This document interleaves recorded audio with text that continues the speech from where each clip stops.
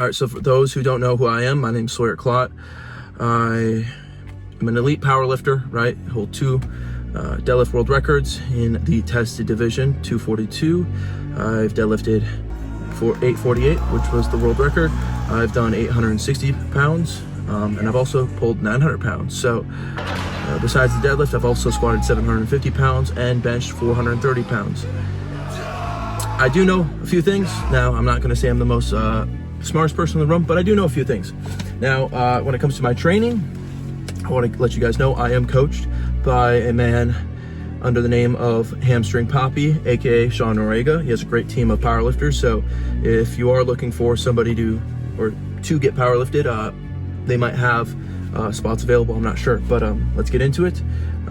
My training right now, and it has been pretty much the same for the last 5 years now. We've altered a few things, but there are things that have been more of my bread and butter when it comes to my training. So for starters, my Mondays, I have high bar squats, and I also have bench press. You might ask yourself, Sawyer, why do you have high bar squats? Well, in a lot of powerlifting training, you usually will have 2 squat sessions, right? That's the norm, I think, for tested lifters. I know plenty of people that squat low bar twice a week. Now, I don't think there's any issue with that, but personally for me, I've made great progress and I've had less injuries with a high bar and also a low bar, only 1 time a week. We tried doing a low bar twice per week, and we've had complications with my own body or complications with progression where because I'm not built for squats, what would end up happening was we would see a fatigue carryover into my deadlifts, and in order to get the strongest progression per week / per mesocycle, we noticed having high bars being the secondary but the first workout of the day or of the week, where it was still heavy enough but it wasn't taxing enough where I would have regression in my training. So that is why I have high bars. Now, that's also where I do push the horizontal leg press. For those who don't know, a lot of powerlifters, they'll have an accessory, right? Some accessories could be as simple as maybe like pause deadlifts, tempos, or leg presses, or even belt squats. Now, for me personally, I've felt that the horizontal leg press, right, where you're stuck in the hole and you press the weight away from you and it does progressively get heavier, I have felt that has been the best accessory for me personally. Now with you guys, I do suggest trying out different machines on how you feel, how does your body feel and whatnot, because there are good accessories for specific people, right? I call these like specific accessories. Good name, right?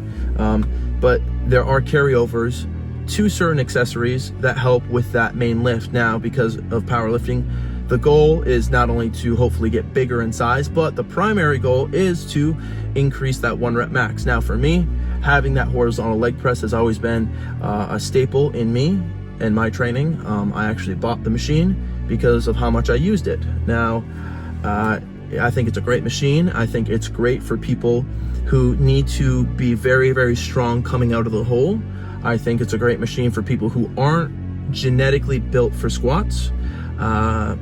Same thing with people who, aren't genetically built for squats. It might be good to incorporate maybe a high bar day and a low bar day. But at the same time, everything's not for everyone. So try new things. I cannot get this enough, and I hope I can, hammer it into your guys' brain if you're watching this video. If you want to be the best and the strongest version of yourself, is find machines that work for you, that can help aid in not only the recovery but also the progression in your training. So for me, it was that horizontal leg press. For you, it might be a normal leg press, it might be a belt squat, it might be tempos, it might be almost no accessories possibly, it might be just a hack squat, right? Find what works for you. But for me, it is that horizontal leg press. So those are the 2 things that I have in my training. Now, I could get into reps, but my reps are everlasting, changing almost per meso for the most part. So I think right now I have 6s on high bars, very, very nice. 3 sets of 6s. I believe it's the first set is an RPE. I think last Monday it was RPE 7, and then I had a back down of an RPE 6. So I had a top set of 6s, and then I had a back down of 2 sets or 3 sets of 6s. Nothing too crazy, but I have went up to even 10s, and I've went up to even 8s before. So there are times where my training will change, and also my primary lifts will change. So keep that in mind. That is how my training is wrote. So, now I don't only just do squats on my Mondays, I also do bench press. So it's very, very common to have like maybe a 4x4 or even singles. Sometimes I'll have singles on my my Mondays, and sometimes I've even had it, where I've had 2 singles per week.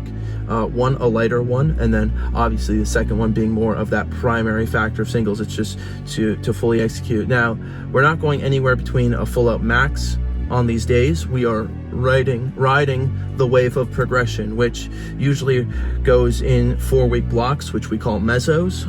I hope I'm giving enough information to this process. So 4-week blocks, mesocycles, and we are usually training in 4-week durations. Personally, I like to look at 8-week durations. So my 4-week is, getting me ready and set up, and getting that body prepped and primed.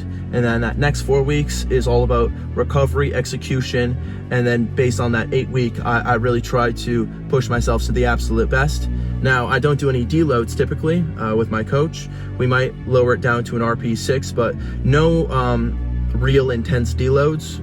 For those who don't know what deloads are, it's pretty much just like full body reset. I don't do any of those in particular. I do think it's very, very smart to lower the weight, obviously, but at the same time, I do think, in terms of powerlifting, still being able to push heavier weight, maybe not to the extreme levels of 1 rep max, obviously, because that can lead to injury, but being able to still push heavy weight. Now that we covered pretty much Mondays, which just involves a little bit of high bar squats, a little bit of bench press, and I'll definitely throw in, a chest machine. I'll do some chest presses for maybe, some 8s or 10s, and I'll also do some rear delts because I think that's important, and I think that helps with physique. Not only physique, but rear delts are especially important in bench press. I think scapula retraction and whatnot, stability, and all those things are a good thing in the bench press. So don't neglect those. Don't neglect seal rows. I think those are important things to add in to your training, as long as you guys are listening. To get over to now, I have a rest day on Tuesday, and then on Wednesday we have our primary deadlifts. Now, my primary deadlift is with a kabuki deadlift bar. For those who don't know, I'm not in the IPF, so I'm not on a traditional power bar / Lico. Maybe eventually when I get older, I'll transition, but right now, no plans to go into the IPF at the moment. So I do use a kabuki deadlift bar, and I also use kilos on these days, competition plates. Right now, we are working up to a single, which today we pulled 771. Not the absolute best that I've ever done, but also I've never been at this body weight and pulled this weight before, I don't think. And also lackluster training, right? So I have to be able to be happy with that. But yeah, I'll have a single, and then I'll usually have a back down of maybe either 6, 7s, or 8s. Those have been really good. Now, for me, there are times in my training where I'll have to push my singles, and I'll have to sandbag my reps. And sandbagging is just a term of like not doing as much, right? But that is not always the case, and that's not something you should always strive for. I think it's always great to, try to progress each week with your singles, and then also progress with your back down on volumes. But at the same time, there are days, you might have pushed that single a little too far, and then you're like, oh shit, you might not be able to add more weight to what that back down is. So this is a thing where if you want to be the best powerlifter possible for you, maybe not of the world, but for you, you got to understand your body, right? And understand when you pushed it a little too far. And when you push it a little too far, you have to understand, okay, I have to make micro adjustments with that. Now, we want to obviously follow a program to the best of our abilities, but we're all human, we all make mistakes, and sometimes we jump the gun on certain things. And that's why being a good athlete is being able to tilt in a different direction and understand, hey, I did a little too much here, that's okay, I'm not going to push any further with that. I'm not telling you don't do any of the work. What I'm telling you is just be mindful of what you just executed and what is the proper precaution to get better on track. So for me, if I overshot my singles, maybe I'll do the same weight that I did last week on my reps, or maybe I'll just go a tish more. But at the same time, I am always trying to get stronger in all areas. But like I said, there are times where maybe you go a little too far and you can't. I remember many times where, I was really pushing my singles, and because I was pushing my singles, my body is fatigued, and those back down sets weren't really progressing. And I kept pretty much those back down sets of maybe 8 with maybe 595, 606. But my singles were going great, But remember, those volumes, those back downs, those accessories, those are what really gets you to being a champion and getting to the best and strongest version of yourself. So don't knock it, but there are times where you have to sandbag it, and sometimes you don't.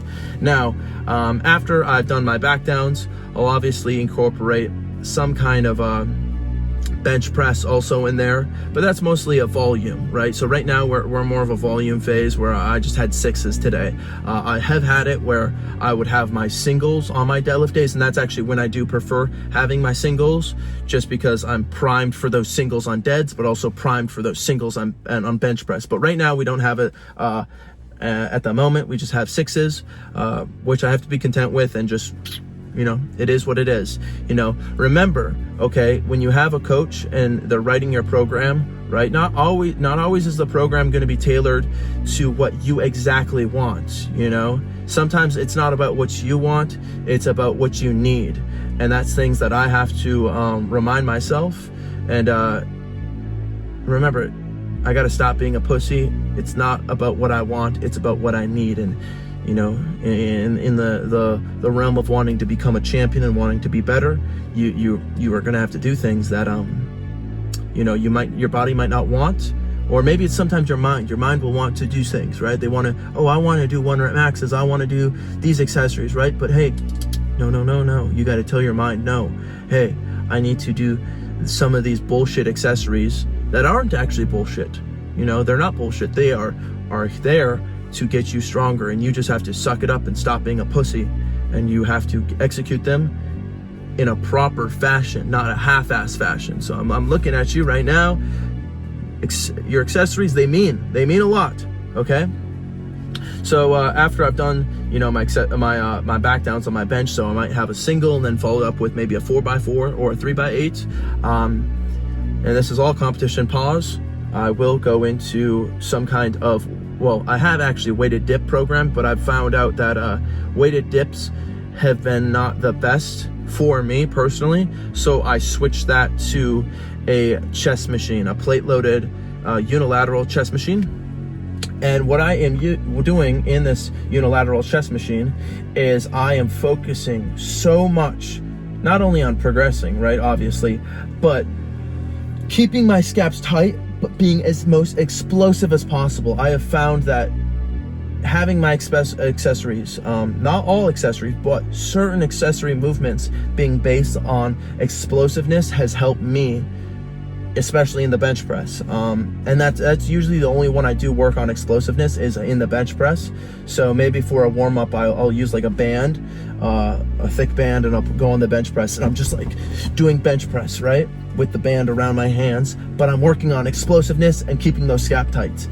Same thing with when I'm in my accessories, when I'm using this chest machine, as hard as I can, controlling the way down, as hard as I can up, but I'm working on that explosiveness as I'm also progressing in weights. That's helped me so much, because I think there's so much time where you can be controlled in the bench press, but if you're not super built for it, and even if you have the most world stability, you need to have some of that fuck you energy, or it just gets it off the chest. And I think that's really good. I think there are plenty of NFL coaches who have turned people who were never great bench pressers into good bench pressers based on explosive training. Now, I know we're powerlifters and whatnot, and there are times where there are accessories and movements in which you want to have, slow, controlled, or like for a good bench press. But I think there are good times where in accessory training and whatnot, you are training more of that type 2 fast twitch muscle fiber, that explosiveness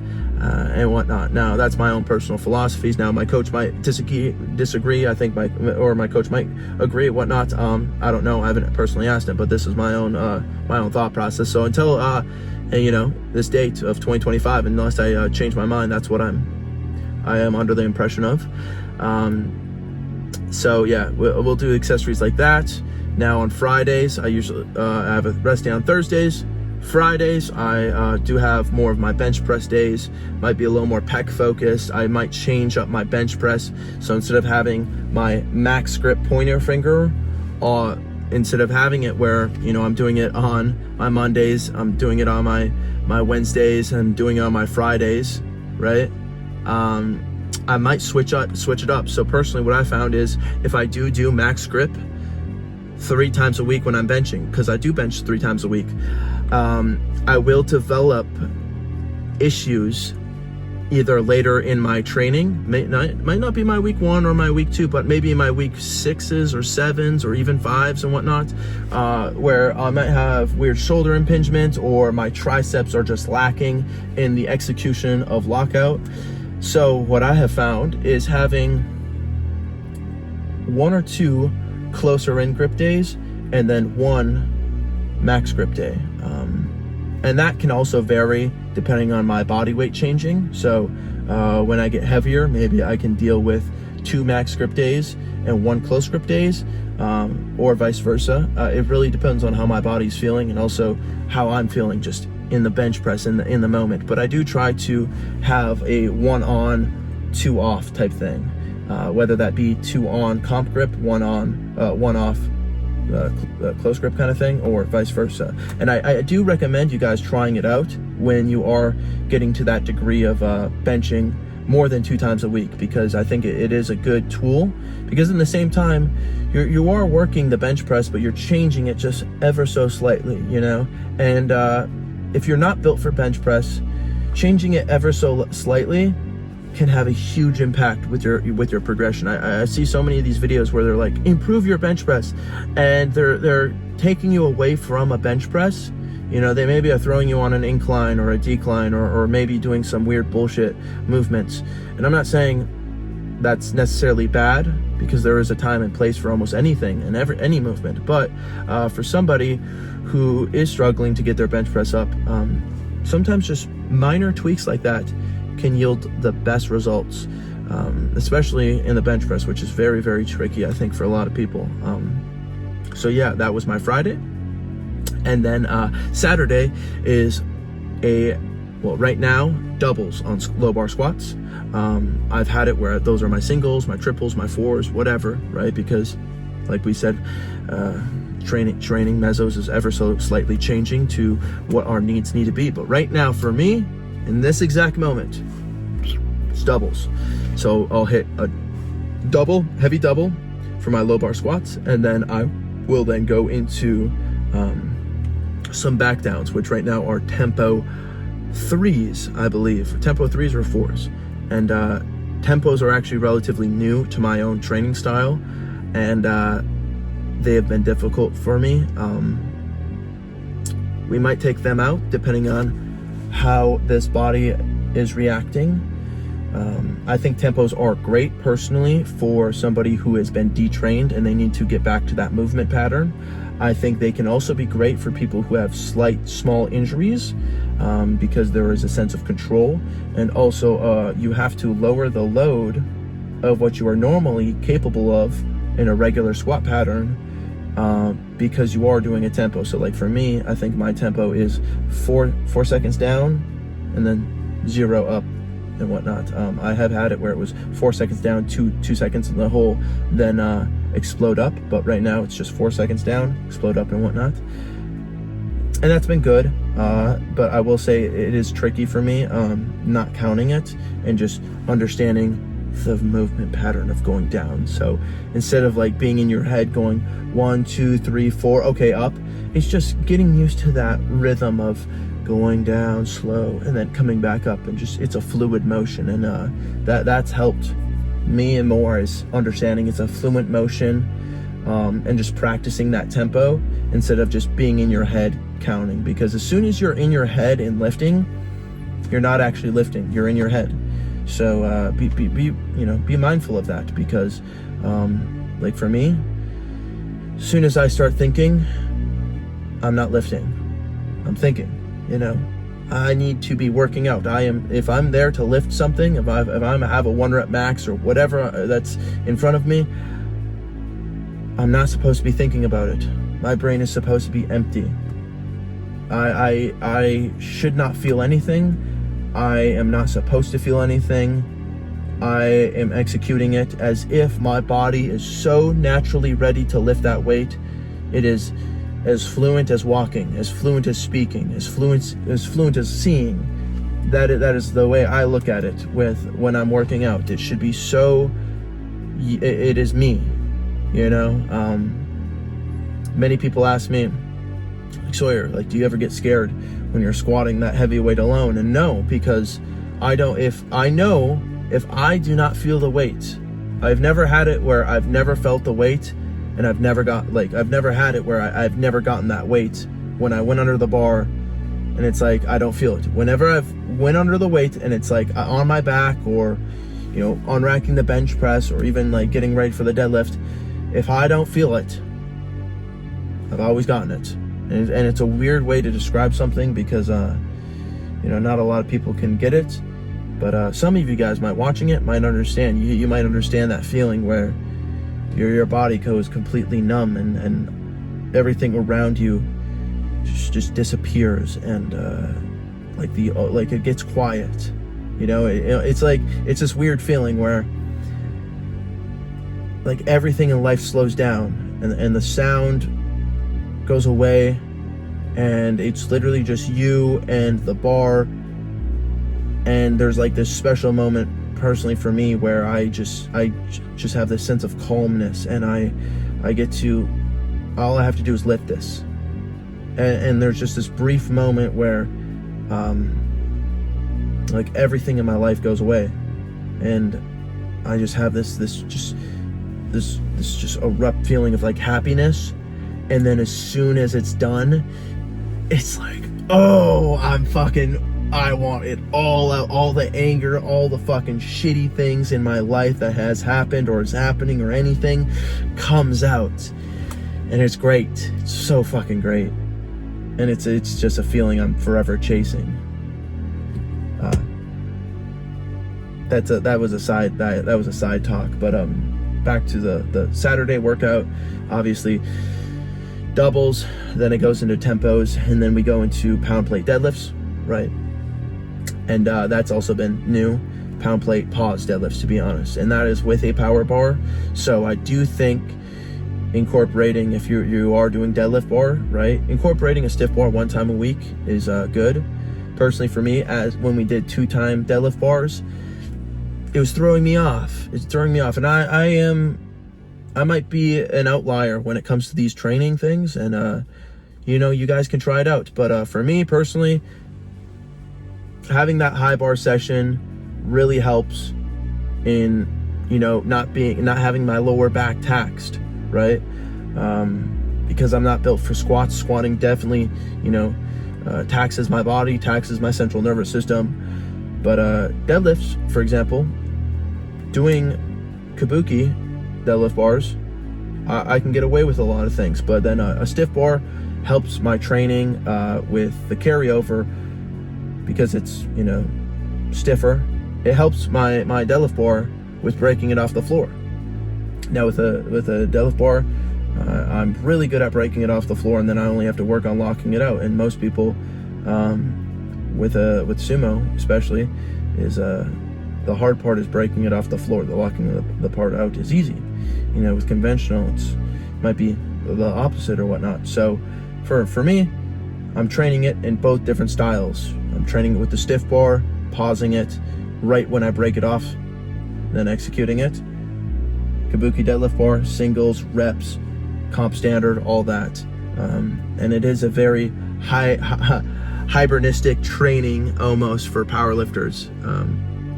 And then obviously I am adding in some weird movements that are just for longevity purposes, shoulders, rotator cuffs, and even right now I am doing some small movements for this knee that I have, my left knee for example, I've had issues with, and I really started developing this issue when I was cutting weight, because my patterns of squatting and training and whatnot was different because I was losing that weight. So I have actually been suffering some knee pain. But we talked with the coach, I talked with him, and we are developing a plan. So it's not anything too severe, but I'm just being honest with you guys. You know, this is one of those things where you got to be, as an athlete, you got to be willing to take the hits. You know, you're going to have to suck it up, but don't be too ignorant where you're not wanting to get help in the right ways. That's why, you know, it's easy to sit and pout about an injury and then wish it would be better. Or you can go out and try to find the information to do something to get you better. You know, just like how you could bitch about, hey, I wish I were making more money. Well, motherfucker, that isn't going to get you anywhere. You know, you have to go out and make that money. You have to go and figure out how you can make more money. So same thing with if you're injured or in any scenario, you have to figure it out, because no one's going to do it for you. That's the sad truth. No one's going to do it for you, and it's as soon as you realize it, you will be so much better off in life, you know. And right now I'm on my way to healing my body that's had some nicks and tweaks, but also at the same time we're going to be gaining weight. I have that 1,000 pounds in my head. And when we deadlifted that 900, it really developed like an oh shit moment, you know. And I've had, if I think back, I probably had 2 oh shit moments in my life with deadlifts. First oh shit moment was when I deadlifted 675 for the first time. That was an oh shit moment where I was like, whoa, maybe I could be the best, right? The second time was when I deadlifted 800 pounds for the first time. That opened the door of maybe I can deadlift 1,000 pounds naturally. And then now my oh shit moment was when I deadlifted the 900 pounds. Was like this don't lose hope, Sawyer. You can get it. And for those, you know, who've been watching this journey, who are newer, who've been watching me even since I was like 15, 16, I don't know if I've ever thought about, like, you know, that full realization that I'm that close. And there are moments where I get nervous, right? And I wish I didn't have this problem, but I do get nervous. There are points where I'm like, fuck, maybe you guys won't care, right? Because I do care about the people that watch me. You know, I know a lot of people like, oh, they'll play the cards of like, oh, I don't care about anything, I don't care what anybody thinks about me. That's bullshit, right? I do value your guys' opinion. I do value the messages that you send me in the DMs and whatnot, and maybe that makes me different or not, but I do value your guys' opinion. And I do worry, you know, sometime where I'm like, fuck, like, you know, I've been training since I was 15. Obviously, a lot of people aged out of the gym, and like, I do worry, like, fuck, what if my followers age out of the gym, I deadlift 1,000 pounds, and then nobody gives a fuck? But at the same time, you know, and that thought crossed my mind, but I was just sitting in bed and I'm praying with God. And, you know, at the same time, I didn't get into working out for the views. I got into working out because I wanted to get stronger. I wanted to get bigger. And I've never lost that. Right? That's always been that main contention. And I do know that even if I wasn't doing social media for like fitness stuff, I would still be working out. And knowing, hey, that 1,000 pound deadlift, I'll be doing regardless, whether somebody does want to see it or not. You know, it is one of those things where it's there. I know it. I know God is like, he'll give it to me when I'm ready. And right now I'm not ready, but it's there. And I think the most important thing is it's there here. It's there here. It just needs to be there here, you know. So I hope this answered a lot of your guys' questions on what my training's been up to. A lot of you guys have been saying like, hey, we enjoyed the talking point and the raw workouts, so I'm gonna keep doing that. I might get into maybe some YouTube live streaming, possibly. I just got to get a hotspot. Got to do that. So I might buy a hotspot thing, and I have 2 phones, so I'll just hotspot live stream one of them, and then I can have music for my other, because you know I can't live stream and not have my music. I need my music to get in the zone to work out. But yeah, hope you enjoyed the video. I hope you learned something. Those who are maybe still watching, I'll let you know that Gymshark having their Black Friday sale and whatnot. If you do use code Sawyer10, that does support me. That does help me pay my bills, pay my food, and it does help me continue this journey to wanting to deadlift 1,000 pounds naturally. And yeah, I hope this motivates you in some way, you know, because it wasn't long ago that I was in a different position. You know, I was just 15-year-old kid in a small town in Minnesota of 2,000 people, watching fitness influencers, you know, at nighttime, fucking eating my food and just dreaming of the job that I have, you know. And I was just in school, just grinding away, fucking almost failing classes, and just wanting to have this job. And now I have this job, and I'm ever grateful for you guys. So thank you. And yeah, I'm gonna head out. Goodbye.